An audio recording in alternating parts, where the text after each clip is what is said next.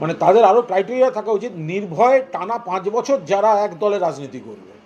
মানে এই ধরনের বিজেপির যে এই যে বিভিন্ন কন্ডিশন, বিজেপি খুঁজে পাচ্ছে না, বিজেপি সদস্য খুঁজে পাচ্ছে না, একজন এক রকম বলছেন, দিল্লির নেতারা এসে একটু বকে দিচ্ছেন, কি হলো 1 কোটি বলা হয়েছে 1 লাখ হয়েছে, কোথায় সদস্য পাচ্ছে না।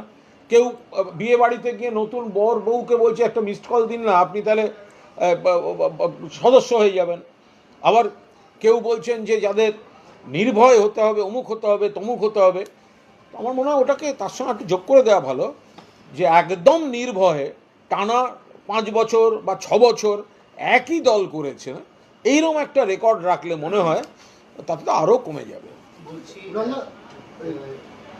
সৌগত রায় লোকসভার সচিবালয়ে চিঠি দিয়েছেন বাংলাদেশ নিয়ে আলোচনা করবেন বলে। বিষয়টি সৌগতের সেটা তৃণমূলের সঙ্গে আলোচনা না করে সৌগত রায় চিঠি দিয়েছেন বলে জানা যাচ্ছে, এটা কি উচিত? এই বিষয়টা আমাদের সংসদীয় দল দেখছে। লোকসভার দলনেতা রয়েছেন সুদীপ বন্দ্যোপাধ্যায় এবং আমাদের সংসদীয় দলের চেয়ারপারসন মমতা বন্দ্যোপাধ্যায়। বাংলাদেশ একটি অত্যন্ত স্পর্শকাতর ইস্যু। বাংলাদেশের বিষয়টি মমতা বন্দ্যোপাধ্যায় গোড়াতেই বলে দিয়েছেন যে এটা কেন্দ্রীয় সরকার যা করবে, প্রথাগতভাবে রাজ্য সরকার, কারণ আমরা একটা রাজ্য, ওটা একটা দেশ, ওর ভেতরে যেটাই চলছে আমরা মনে করতে পারি খারাপ ঘটনা, আমরা বলতে পারি খারাপ ঘটনা, কিন্তু আমাদের এখানে কিছু করণীয় নেই, ফলে কেন্দ্রীয় সরকারই যা করার করবে। ফলে সেই জায়গায় দাঁড়িয়ে যদি কোনো সাংসদ ব্যক্তিগতভাবে কোনো উদ্যোগ নেন, তো সেগুলো আমাদের সংসদীয় দল যেটা রয়েছে, চেয়ারপারসন, লোকসভার দলনেতা, রাজ্যসভার দলনেতা, চিফ হুইপরা, তাদের সঙ্গে সামঞ্জস্যপূর্ণ হওয়া উচিত। তবে বিষয়টি সংসদীয় দল বলবে, এ ব্যাপারে কোনো মন্তব্য করব না। দেখুন, হুমায়ুন কবির, আমি বলছি হুমায়ুন কবির তার ওই জেলা নিয়ে তার কোনো একটা বক্তব্য আছে এবং সেটা থাকতেই পারে, দলের কোনো একটা সংগঠনের বিষয় নিয়ে কিছু বক্তব্য আছে, তার উপর মান অভিমান রাগ থেকে তিনি দুই একটি কথা বলছেন। দলের শৃঙ্খলা রক্ষা কমিটি তাকে চিঠি দিয়েছেন, তিনি তার উত্তর দিয়েছেন। তার যে বিষয়গুলো আছে সেগুলো একেবারেই তার জেলার সাংগঠনিক বিষয়, সেটা শীর্ষ নেতৃত্ব বিষয়টা দেখছে। আমি আপনার আগাম প্রশ্নটা ধরেই আমি আগাম উত্তর দিয়েছি। প্রয়োজনে রেজিনগর, বেলডাঙ্গা 2 কেন্দ্র থেকেই দাঁড়াবো আগামী বিধানসভায়। শোকতের সিদ্ধান্ত যাই হোক না কেন, রাজনীতির ময়দান থেকে এক চুল সরব না। দেখুন, এখন ওনাকে তো কেউ সরতে বলেনি, এখন উনি যদি ছায়ার সঙ্গে যুদ্ধ করেন সেটা ওনার প্রবলেম। আমি আবার বলছি, হুমায়ুন কবির মুর্শিদাবাদের, তিনি মমতা বন্দ্যোপাধ্যায় মাননীয় মুখ্যমন্ত্রীকেই নেত্রী মানেন। ওনার জেলার কিছু সমস্যা, ওনার বক্তব্য কিছু রয়েছে, ওনার কিছু বক্তব্য, কিছু দাবি ইত্যাদি রয়েছে, এবং সংগঠনের যা হয় সকলকে নিয়ে চলার একটা ব্যাপার থাকে।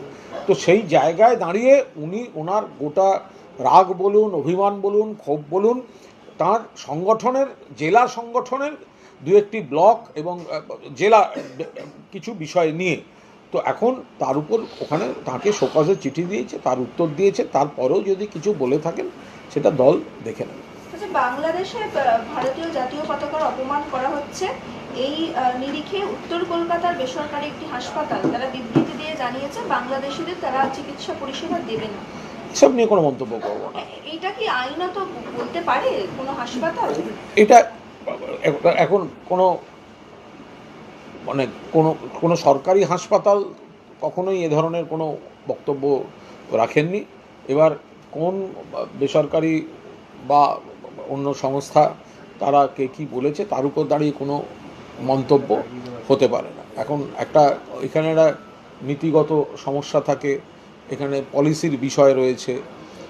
এখন কোনো অসুস্থ মানুষ, অসুস্থ রোগী কোনো সেবা প্রতিষ্ঠানের সামনে এসে পৌঁছলে তাকে তিনি কোথা থেকে এসছেন, কী এসছেন, তার উপর বিচার করে ফিরিয়ে দেয়া, সেটা কতখানি নৈতিক দিক থেকে ঠিক, এটা এখন একটা যেহেতু প্রচার চলছে, প্রচারের সঙ্গে হাওয়ায় থাকতে কোনো সংস্থা একটা সস্তা রাজনীতির জন্য এসব বলতে পারে।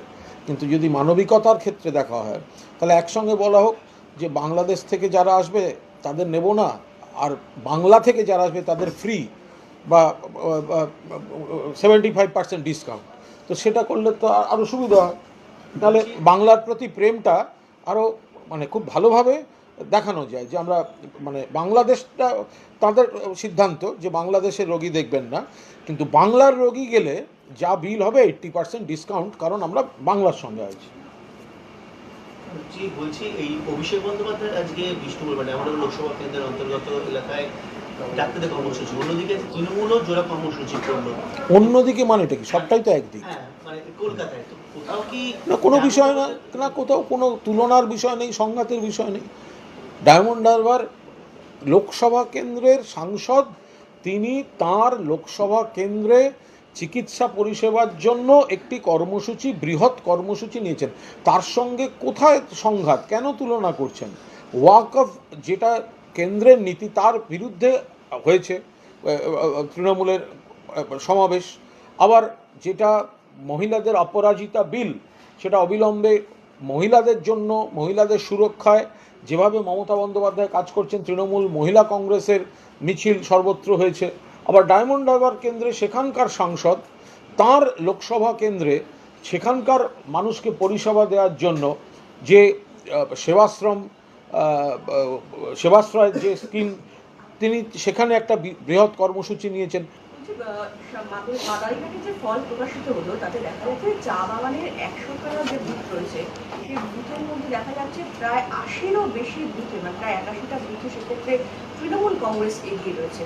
তাহলে কি চা বাগান, যেখানে একটা তৃণমূল কংগ্রেসের পক্ষ থেকে এর আগে অনেক 400 কোটি মানে সরকারের পক্ষ থেকে অনেক প্রকল্প করা হয়েছে, কিন্তু তাতেও মন পাওয়া যায়নি চা বাগানে, সেইটা কি পরিবর্তন হচ্ছে?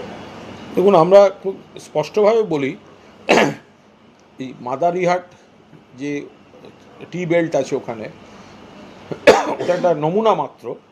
ধরুন, যদি মাদারিহাট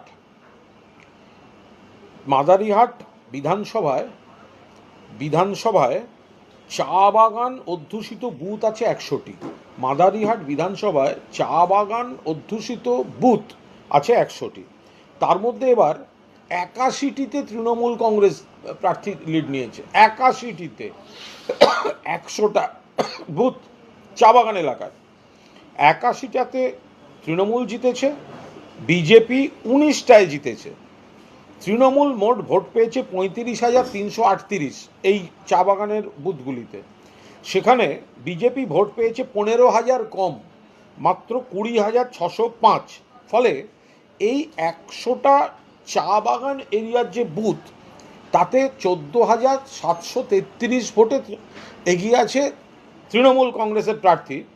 উল্টো দিকে 2024-এর লোকসভা যদি দেখেন, এই 100টা টি গার্ডেন বুথসে বিজেপি 55টায় এগিয়েছিল, 45টা তৃণমূল এগিয়েছিল।